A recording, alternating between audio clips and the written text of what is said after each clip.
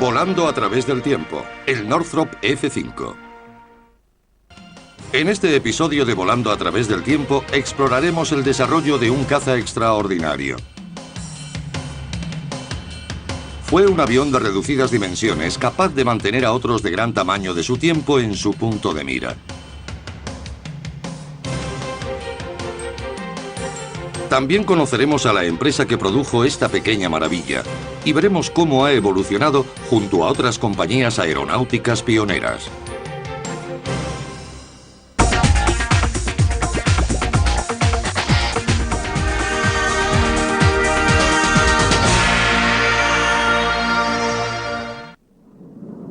El desarrollo del Northrop F-5 se remonta a 1954, cuando un equipo de la compañía viajó por Europa y Asia para examinar las necesidades en materia de defensa de los países de la OTAN y la SEATO. Esta gira determinó la necesidad de un caza ligero supersónico que fuera barato, de mantenimiento fácil y capaz de operar en pistas cortas y aeródromos poco dotados.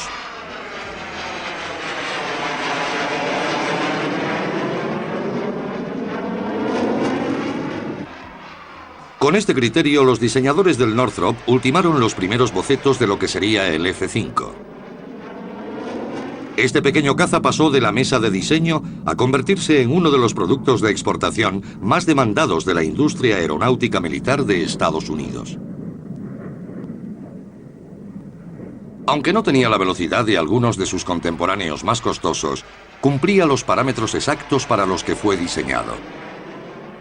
Es interesante destacar que el F-5 no fue extensamente usado por la Fuerza Aérea estadounidense. La propuesta del F-5 fue enviada al Ejército del Aire y a la Marina.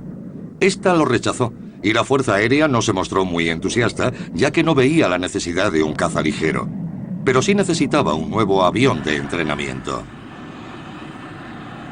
Northrop decidió cubrir este requerimiento que se formalizó en 1955.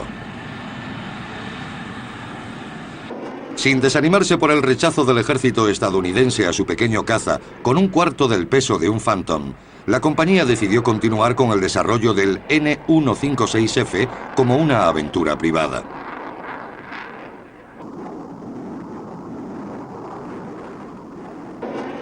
En una época en la que todo se hacía más grande, veloz y complicado, el pequeño F-5 iba contracorriente. El avión usaba la mejor tecnología dentro de una sólida estructura, pero todo se mantuvo de la forma más sencilla posible. Se podía acceder a los dos motores o quitarlos retirando la parte inferior del fuselaje trasero. Solo pesaban 265 kilos cada uno y podían sacarse o colocarse usando únicamente la fuerza humana. De hecho, la retirada o sustitución de un motor podía llevarse a cabo en 20 minutos. El 24% de la superficie del avión era de paneles fácilmente abatibles que permitían un acceso rápido a las principales partes del avión. Los componentes se dispusieron de forma que solo pudieran estar cubiertos por otro, lo que aumentaba la rapidez de reparación o sustitución de módulos o partes. Incluso el equipo de diagnóstico era portátil. En una situación de combate, esto significaba que el avión se repararía con mayor rapidez que cualquier otro caza de reacción anterior. El primer vuelo del F-5 tuvo lugar en 1959, pero la Northrop no recibió su primer pedido hasta 3 años. Esto ocurrió cuando Estados Unidos decidió suministrar mejores aviones a los aliados en lugar de venderles otros más antiguos. Ese sería el F-5.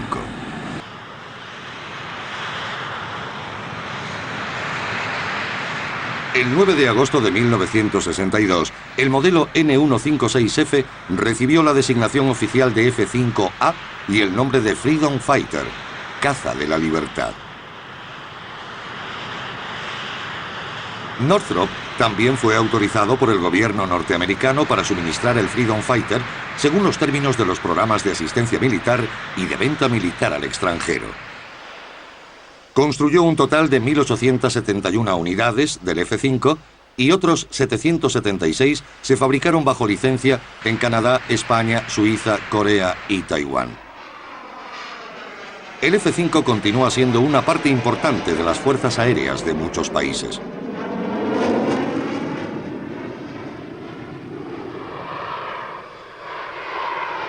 Para muchos estados, sería la primera vez que tendrían cazas tan sofisticados. Su resistencia lo convertía en el avión perfecto para aliados con menos recursos. Esta es una demostración de la capacidad del F-5 para usar pistas muy elementales.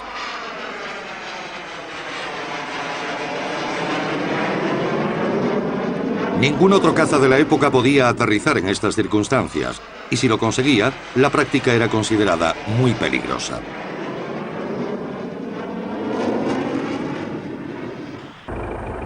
El armamento incluía 2 cañones de 20 milímetros montados en el morro.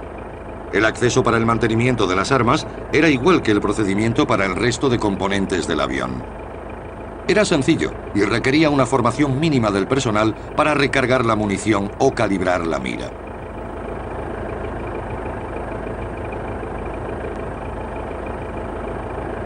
Para aumentar su potencia de fuego, el pequeño caza podía llevar misiles Sidewinder y una serie de otros tipos de bombas de caída libre.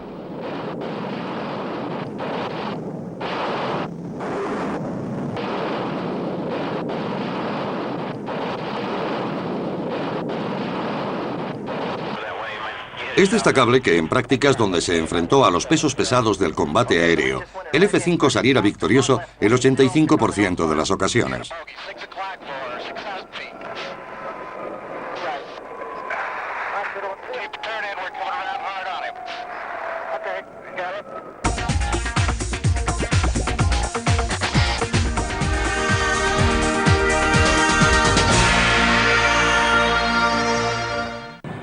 El F-5 es solo un ejemplo de la capacidad de la compañía Northrop para construir aviones de defensa. Esta comenzó siendo una de las muchas empresas surgidas en los albores de la industria aeronáutica comercial. La Segunda Guerra Mundial aceleró el avance y situó a estas compañías en cabeza de la creatividad y el desarrollo. Al final de la guerra, los principales fabricantes habían desarrollado nueva y numerosa tecnología que sirvió para cimentar su futuro y su lugar en la industria de la aviación militar. Solo unos pocos fabricantes surgirían tras la Segunda Guerra Mundial. De hecho, a lo largo de la pasada década, el número de contratistas de defensa ha pasado de la 50 a la decena. Esta reducción se debe en parte a la consolidación de muchos de los principales actores de los primeros tiempos. Northrop es un ejemplo de este fortalecimiento cuando se fusionó con la compañía Grumman y adquirió otro icono de la aviación, la Bofh.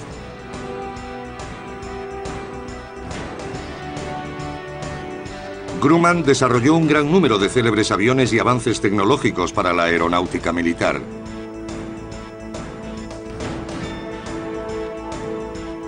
Su filosofía al diseñar el Hellcat fue: hazlo fuerte, sencillo y que funcione. El Hellcat era una máquina razonablemente simple, sin duda sólida y que funcionaba extraordinariamente bien.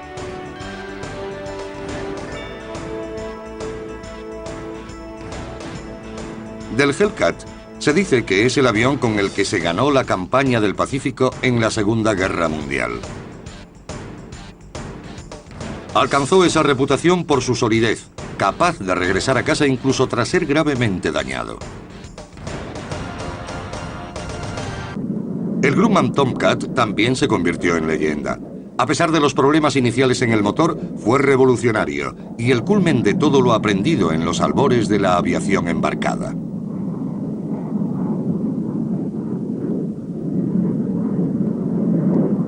La contribución de Vought a la Northrop Grumman fue la experiencia y conocimiento técnico de la compañía adquirido gracias al desarrollo de muchos aparatos experimentales.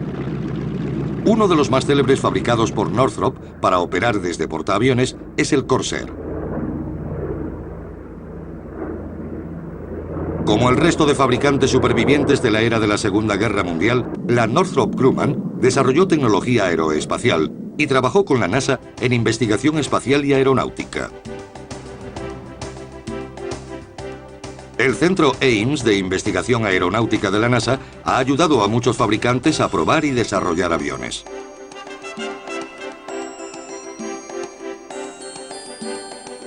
El experimental X-29 fue desarrollado por Grumman y es un ejemplo de este tipo de ensayos con la NASA.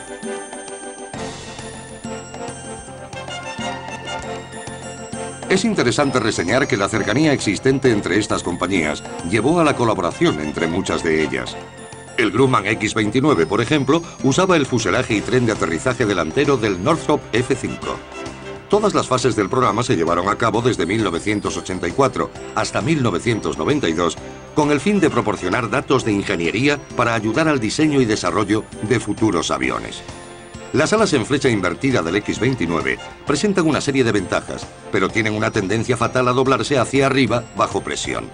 Para contrarrestarla, la NASA y la Grumman desarrollaron una nueva tecnología y nuevos materiales compuestos para fabricar las alas. El resultado fue un ala que continuaba deformándose con la presión, pero en lugar de tener un efecto negativo, mejoraba el rendimiento en vuelo.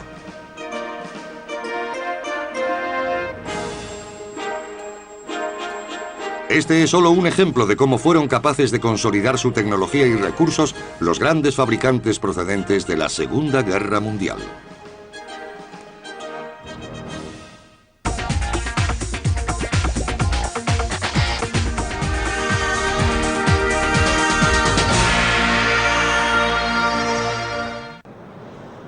El F-5A era un avión ágil y con buen rendimiento, pero había sido construido principalmente para el ataque a suelo y no estaba bien equipado para el combate aire-aire. La Northrop pensó que del diseño original se podría obtener un caza efectivo para el combate aéreo equipándolo con motores más potentes, radar y una aviónica avanzada.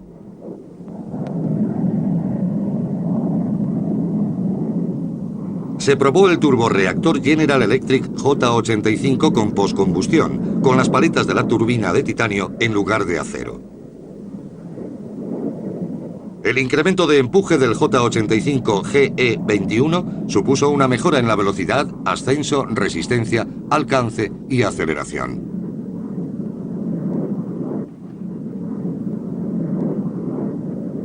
El 26 de febrero de 1970, la Fuerza Aérea de Estados Unidos invitó a concursar a 8 compañías. Aceptaron Vought, McDonnell y Northrop con una versión mejorada del F-5AB. El 20 de noviembre de 1970 se adjudicó el concurso a la Northrop y se suscribió un contrato inicial para el desarrollo de 5 aeronaves y la producción de 325 unidades.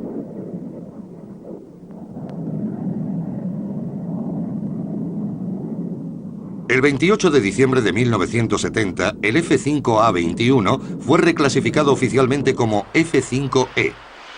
Posteriormente sería conocido como Tiger II. El F-5 original era tan bueno que apenas hicieron falta modificaciones. Las alas eran de una sola pieza, dotando al avión de una gran solidez. Se usó algo de acero y titanio, pero fue construido en su mayor parte de aluminio remachado. El sistema de combate fue mejorado y el avión fue equipado con un sistema mejorado de control de disparo por radar y de seguimiento informatizado, que proporcionaba al piloto capacidad de rastreo y control del sistema de guiado por radar. El fuselaje del F-5A-21 era 38 centímetros más largo y 40 más ancho que el del F-5A. La superficie adicional permitía contener tanques de combustible mayores, aumentando su capacidad interna de 2.215 a 2.540 litros. El Northrop F-5A-21 ponía énfasis en la maniobrabilidad en lugar de la velocidad. Este modelo tenía mejorada su velocidad de ascenso a nivel del mar un 23%, la capacidad de giro sostenido un 17%, el radio de giro un 39% y un 7% la capacidad de giro instantáneo. La velocidad máxima aumentó de Mach 1.4 a Mach 1.6. El primer F-5E se presentó en Hawthorne el 23 de junio de 1972 y fue enviado a la base aérea de Edwards para las pruebas de vuelo. El avión despegó el 11 de agosto de 1972 con Han Cho-tu a los mandos.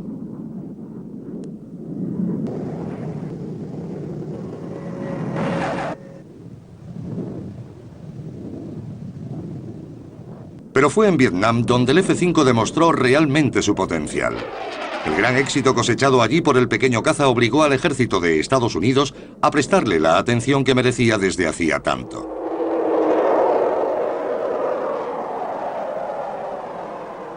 En octubre de 1965, la Fuerza Aérea estadounidense recibió en préstamo 12 F-5A listos para combate, que fueron usados por el ala táctica de caza 403 en operaciones de prueba. Tras algunas modificaciones, entre las que se encontraban la capacidad de repostaje en vuelo, blindaje y soportes de armas eyectables, los aviones entraron en acción.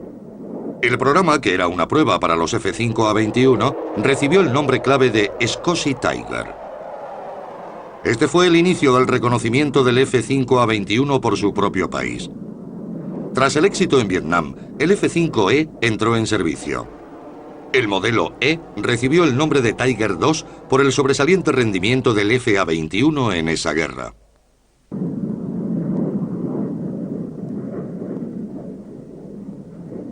También fueron redesignados como F-5C. Se registraron más de 4.000 horas de combate durante unas 3.500 salidas, perdiendo únicamente 2 aparatos. En comparación con otros aviones, el sistema de puntería y lanzamiento de bombas del F-5 era relativamente poco sofisticado.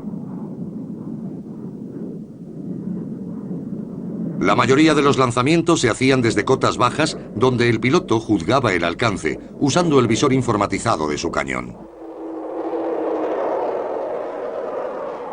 Solía llevar un depósito desechable de 567 litros en el soporte central y otro adicional de la misma capacidad bajo cada una de las alas.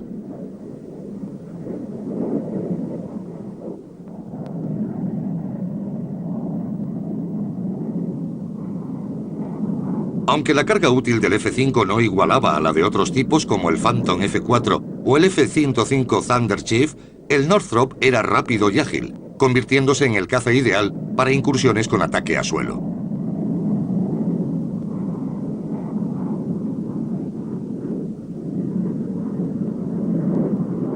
El mantenimiento del F-5 tras el vuelo era de tan solo 6 horas y media, mucho menor que la estimación de Northrop de 21 horas. La tasa de aborto de misión era del 1,5%.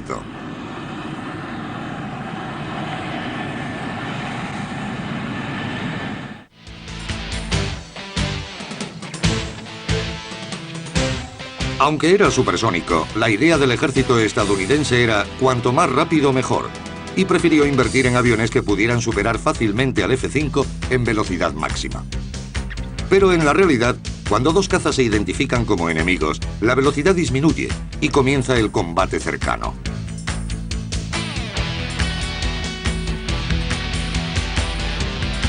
Cada piloto trata de maniobrar con intención de cazar al contrario. En esta forma de combate, el pequeño F-5 era un maestro. Así quedó demostrado en el programa especial de entrenamiento para combate aéreo que se desarrolla en la Escuela de Pilotos de Élite. Los instructores usan el F-5 y los pilotos los mejores cazas de la Fuerza Aérea, como el Tomcat. Los instructores actúan como atacantes, mientras que la misión de los pilotos es acabar con la amenaza.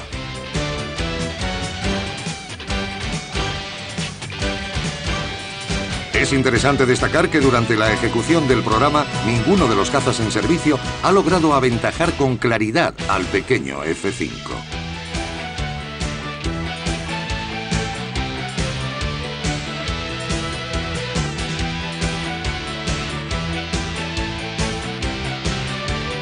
Además existe otro hecho a favor del F-5. Solo el F-14 Tomcat y el F-15 Eagle podían exhibir una ligera supremacía en combate. Sin embargo, el F-14 y el F-15 costaban más del doble que un F-5. La ecuación es que si una flota conjunta de F-5 y F-14 de igual valor económico estuviera en una situación de combate, el F-5 superaría en número al F-14 en más de 2-1. En esta circunstancia, el pequeño F-5 ganaría sin duda alguna.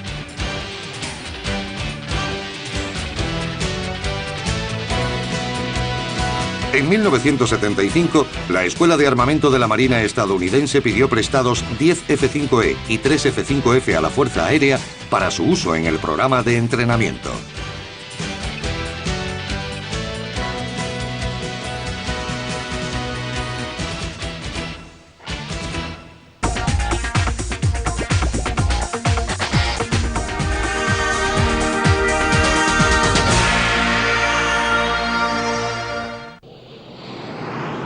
El F-5G fue la última versión y era ampliamente superior al Tiger II. Este fue el único modelo con verdaderas modificaciones y recibió el nombre de Tiger Shark.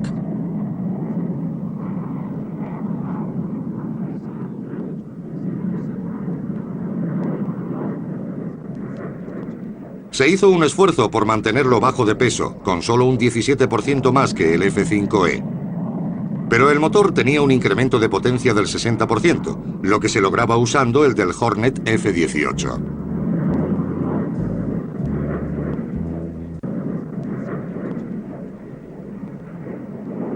La velocidad máxima superaba Mach 2 y la velocidad de ascenso era extraordinaria.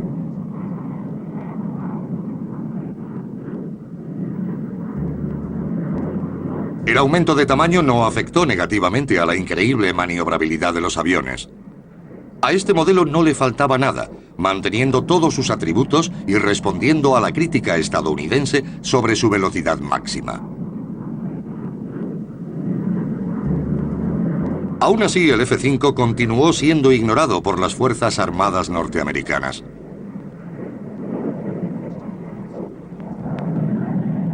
Pero aún faltaban por llegar las peores noticias para el programa F-5G. Sobre la misma época, el gobierno de Estados Unidos había cerrado la puerta a la venta de material militar de alta tecnología a terceros países, y esto fue el fin del mercado internacional para el F-5G.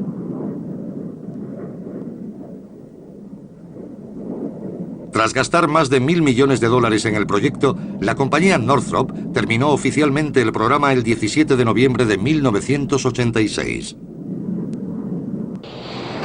Así se puso fin a la producción del más destacado de los cazas pequeños.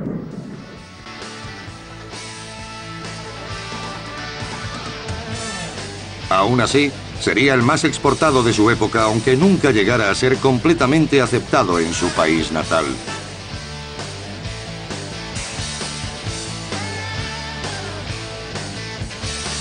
Así concluimos otro episodio de Volando a través del tiempo. No se pierda el siguiente, donde continuaremos explorando la fascinante historia de la aviación.